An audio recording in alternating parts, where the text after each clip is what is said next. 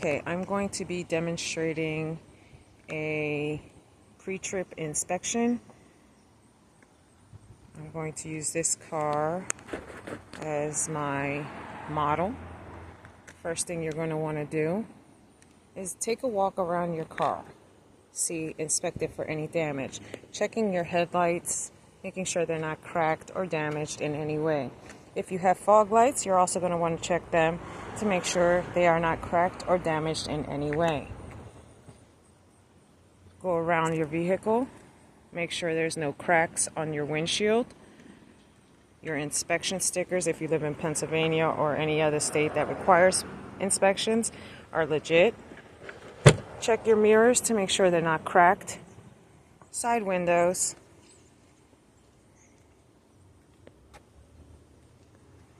Back window. Your tail lights.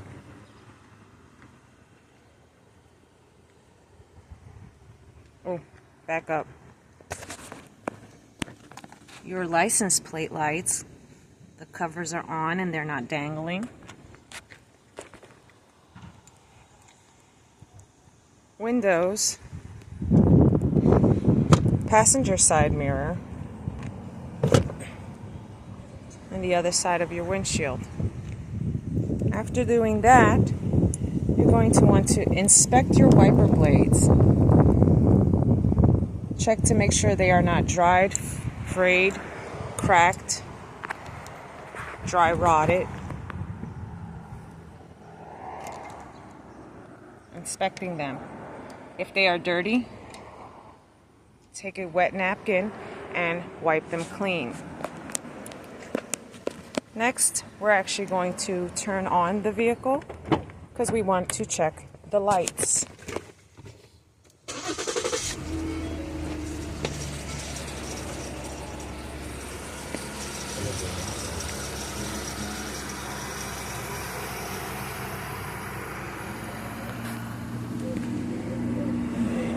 Both the vehicles were flipped onto their passenger sides, and they were on the grass. We're going throughout to the morning by the engage the hazards the SUV and car to make sure hazards and lights are working.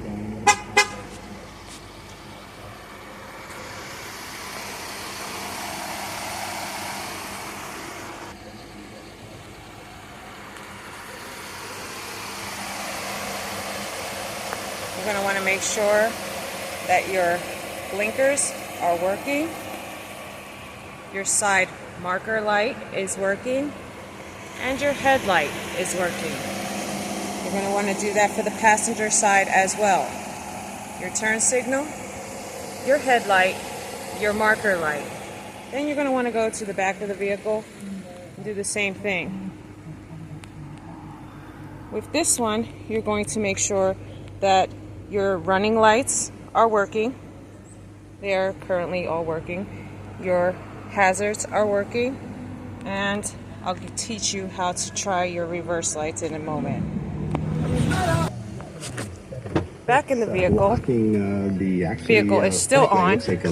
You're going to want to engage your emergency brake. Your emergency brake will sometimes be located on the floor, and you would use your left foot to push it all the way down. Sometimes they are right next to your gear shifter. You would pull it all the way up.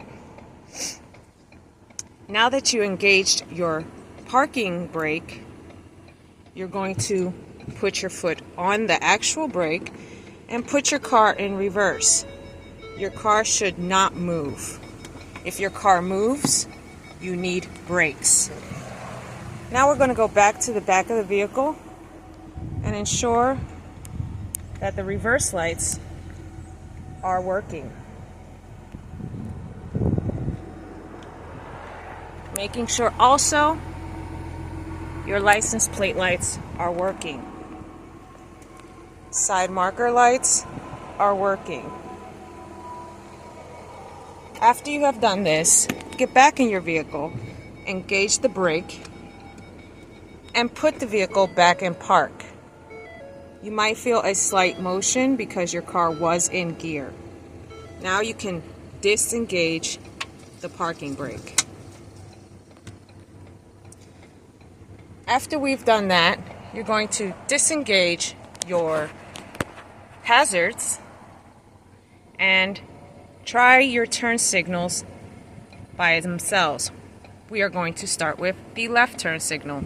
You're going to want to check both front and back turn signals to make sure that they are working accordingly. Front,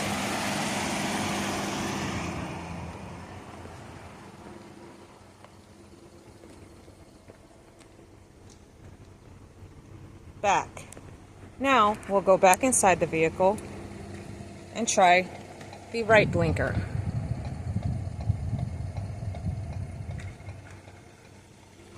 Again, starting in the front.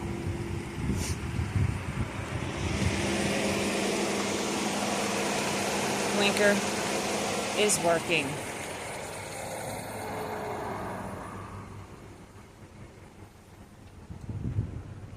Blinker is working.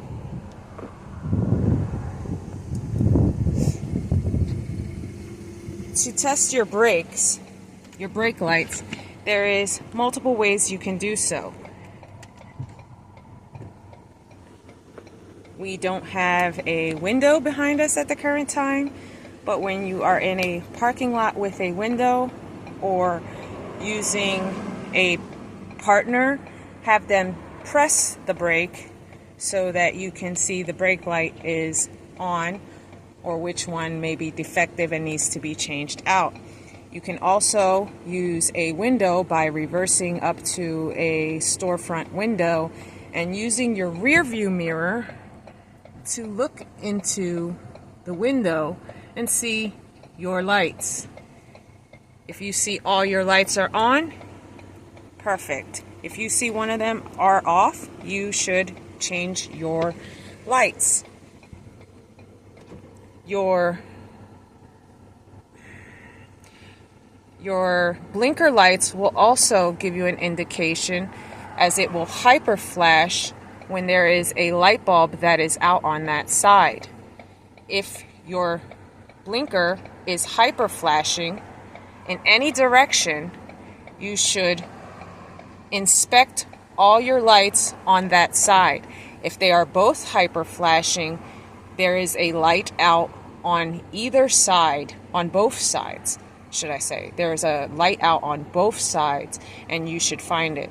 It will indicate what side, but it will not indicate if it is in the front or rear.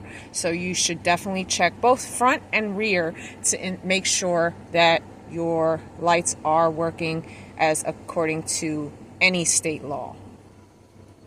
All right, while we are in the car, since we are in the car, we're going to now also, we checked our windshield wipers, but we're going to want to check our windshield wiper fluid and streaking.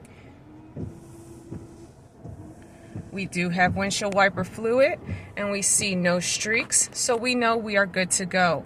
If there is streaking or the water is not wiping away with the wipers, it is time for new wipers. Now we're going to turn off the vehicle.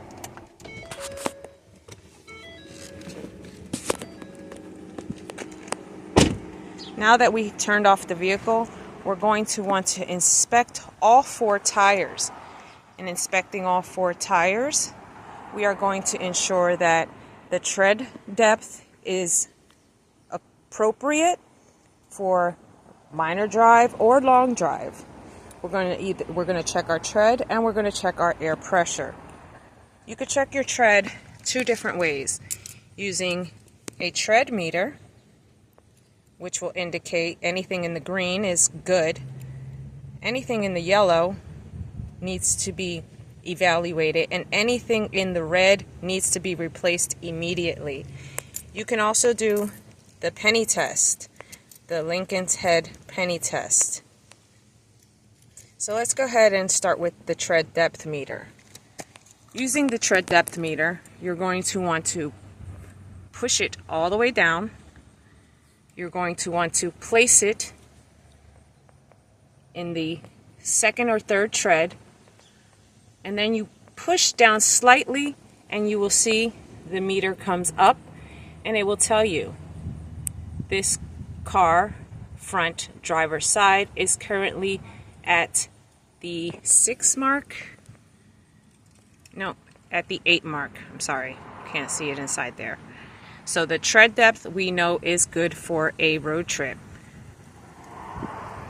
If you're going to do the penny test, you're going to take the penny, place Lincoln's body in between your 2 fingers, and you're going to put his head into the tread.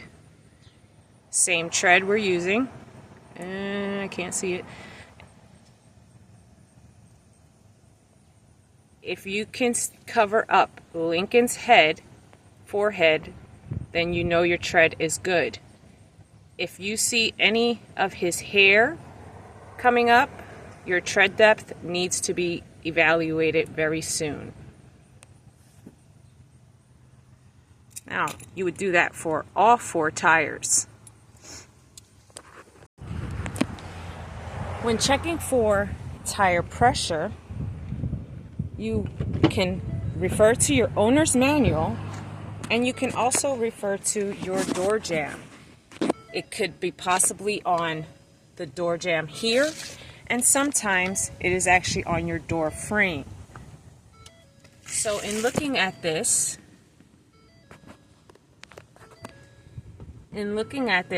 we can see here that the pressure for the tires needs to be at 35 psi cold.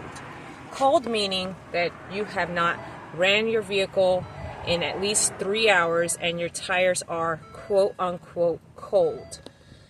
You want to check your tire pressure when the tires are cold, as when they heat up, the air inside of it also heats up, expanding, not giving you proper tire pressure. So you definitely want to check them cold. Okay, I don't currently have a tire pressure meter, but to check your tire pressure, you would unscrew the cap to the valve.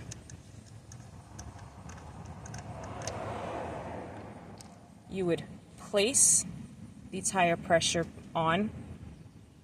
Accordingly, you shouldn't hear any air leaking. And then the bottom, like the tread depth measure, will shoot out, and it will let you know how much air pressure you have. If it is over your owner's manual indication, use the same tire pressure to slowly let out air until it reaches the pressure. If it's reading lower than the designated PSI, then you're going to want to inflate it using a home inflator, a battery operated inflator, or you take it to the local gas station where you can put air in on their computerized system. After checking your tire pressure, also what you want to do is make sure that all of your lug nuts are on your vehicle. Going around, checking all the lug nuts on your vehicle. Are they on there? Are they loose? Do any of your tires look like they are leaning? This one looks like it's got a titty. Once you do all that, we are going to go under the engine.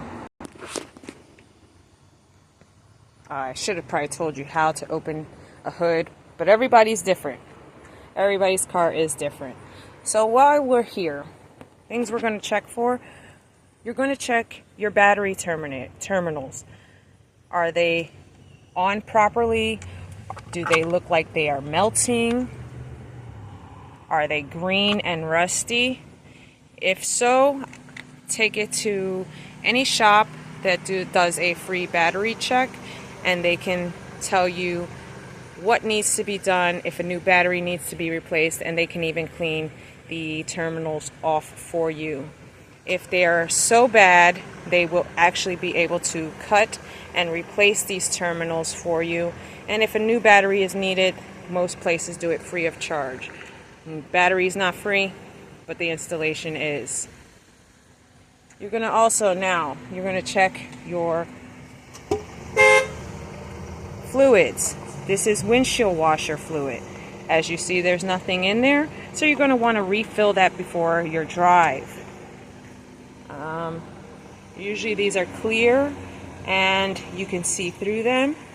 This one isn't, but you want to check your levels. The problem? Huh? No.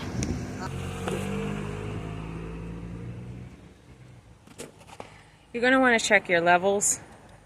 I'm not going to open this because the engine was running. You don't want to open certain things while the engine is hot, as it will cause burning. And then we're also going to check this one. Let me rephrase all this. This one right here is your coolant. So if it is low, you're going to want to add coolant. Do not add water. And if you do have to use water, use distilled water, and for a short period of time. Don't use it as your main source of coolant, as it will rust and corrode your radiator that is made of metal. Here is your power steering fluid. You're also going to want to check to make sure that the levels are good. We have, as you see, minimum, maximum. This car in question is in between minimum and maximum, so he is good to go. If you are below minimum, you're going to want to add power steering fluid.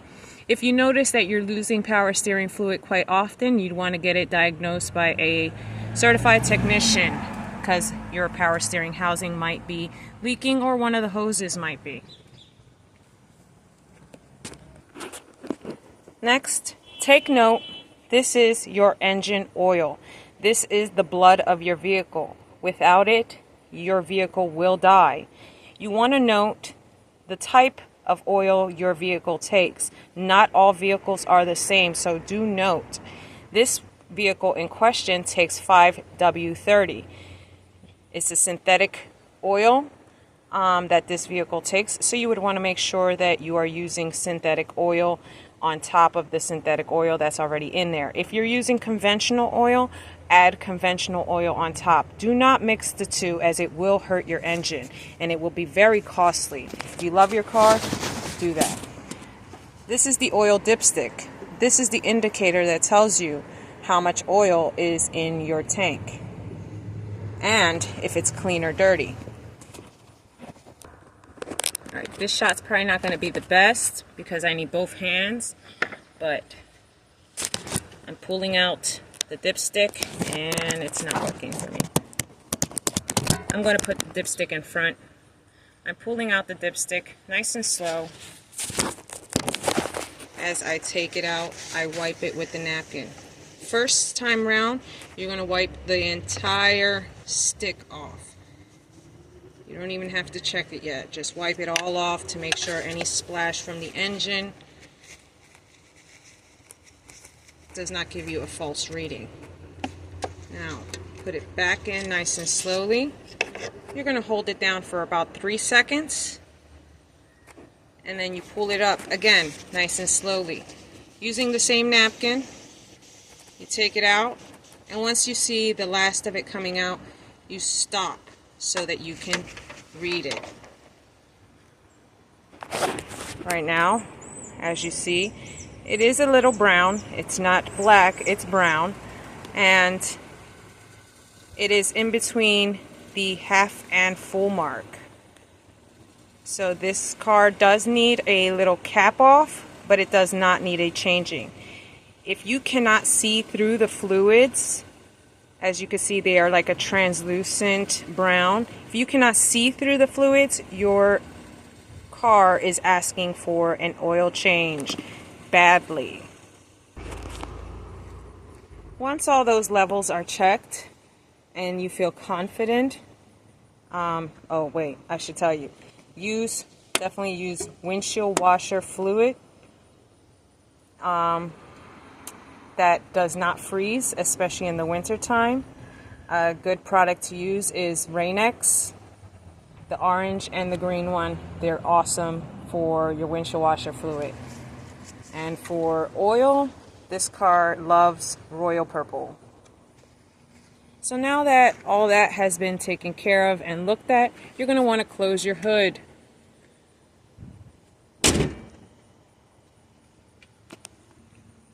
We're now going to get back in the vehicle and do our inside inspection. We're now sitting in the vehicle. As you see, my legs do not reach the pedals. So first thing I'm going to want to do is adjust the vehicle seat some so that I can reach the pedals. And I'm going to now turn on the ignition. Easiest part of this one, checking your horn. Make sure that your horn works. You're also going to want to check your climate control. Currently it is 90 something degrees outside, so we're going to want to make sure that the air conditioner is working. This helps decrease carbon monoxide coming into your car as it goes through the cabin air filter, which is usually located behind your glove compartment. If you haven't already, you're going to want to check your wipers and windshield washer fluid. Make sure they are also working. Make sure your window goes up and down. If it does not, this is a hazard, as you will not be able to escape your vehicle if necessary, like when it goes into the water. Make sure your door locks are working. Passenger window is working. If you do have rear windows, you also want to check them to make sure they are fully functioning as well. If you have an older vehicle, you'd want to make sure that the crank is working and the knobs are installed so that you have easier access to rolling down your window. Make sure that the lights are working. Okay, this is not working. You're also going to want to ensure that now that the car is on, especially if your seats have auto memory, that you place it into a position for your style of driving. If it is your car, you probably already have the memory set. If not, you're going to want to manually do it. Some cars have the option of pulling a bar that's usually located right under the front of the seat, and you're going to lift it and pull the seat up using your butt and legs. And then also some cars, instead of having the up and down here, it's a crank style arm that goes on the side, and you would just pump it until the seat goes up. Your back, again, if it does not have a button that helps you go back and forth, there will be a second crank over here that will adjust the back of your seat. You're also going to want to check your headrest. Your headrest should feel comfortable while driving, but it should also cover enough of your head that if you are in an impact, it will help to reduce any neck sprain or strains. Removing these will cause your neck to jerk if you are in an impact and your head is thrown back. So you're going to want to ensure that all your headrests are in place and they are comfortable for your needs. Next, you're going to, where is it at? Some cars have your mirror options here. Some cars have options up here, but there's always an option. And some cars don't have any option at all for your mirrors, so you physically have to push them out with your hands. This car has options. So right now we are going to check our mirrors. Are they good for us? So at the current time, we are using the buttons to adjust it up and down. And you're going to want to make sure that it is facing the back and that you can only see a little bit of your car. You should not be able to see your entire car. You want to see the road next to you. and only just a little bit of your car, because if a car is very close, you'll know how close he is by the indicator of your body, your car's body. You're going to want to do the same thing for your passenger side. Unfortunately, it's in the in position right now, but you can tell I'm moving it, and you'd want the same thing, just a little bit of your car body on this side, but you're looking at the road behind you. And last but not least, you're going to want to check your rear view, making sure that you're actually looking out the window. You shouldn't have too much ceiling. You shouldn't have too much of the seat. You should be able to see the entire window through this while you're driving. During a drive, especially in hilly situations, you'll find yourself needing to move it up and down. That is fine. But at the current time, before takeoff, you want to set it up that you're able to see these things nice and clear before takeoff. Another thing we're going to check is for loose articles. Do you have a book bag? Is there anything in your seats? Is there anything that may fall if accelerating, braking too fast, or in an impact? If so, you're going to want to take any and all of that stuff to the trunk if possible. If to the trunk is not possible, put it in your back seat. And if that is not possible, try to use your seatbelt to restrain it. If you have a book bag, you would put the seatbelt through the handles of the book bag, and then you would click it so to ensure that it will not go flying, it will not become a projectile. Make sure there's nothing in your rear mirror, your rear window, nothing that can become a projectile. So you don't want no umbrellas, no stuffies, no toys, because in an impact, those go at the speed that you were going before the impact, and they will cause a hazard, possibly knocking you unconscious, if not killing you altogether. And of course, if you have children in the car, you would want to make sure that the seat is on the child restraint and the seatbelt is clearly connected and snugly connected to the car seat itself. Now, also checking.